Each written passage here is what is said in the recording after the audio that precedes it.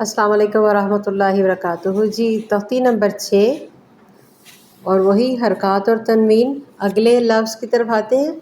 دیکھیں پہلے ہم سادہ پڑھیں گے، پھر ہم اس کو وقف کے ساتھ پڑھنا ہے، تنوین والے لفظ کو، جو جہاں پہ دو زبر دو زیر پیش ہوں گی نا، یہ تنوین والے، پھر اس کے بعد وقف کے ساتھ پڑھنا ہے، پھر اس کو کیا کرنا ہے، ہم نے تنوین کے ساتھ بھی پڑھنا ہے۔ مطلب تنوین والا جہاں پہ دو زبر دو زیر دو پیشیں ہوں گی اس کو 3 طرح سے پڑھنا ہے۔ ٹھیک ہو گیا؟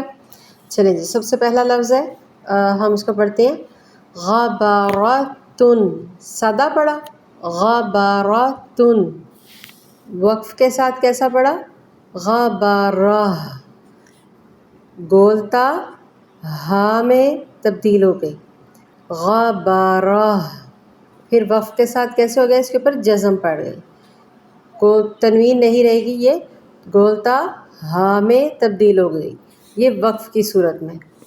اسی ہی طریقے سے اب تنوین کے ساتھ کیسے پڑھیں گے، غباراتن، اور تنوین کو لمبا کریں، غنے کو لمبا کریں، غباراتن، یہاں پہ غنہ کیا جائے گا، اخفا نہیں ہوگا۔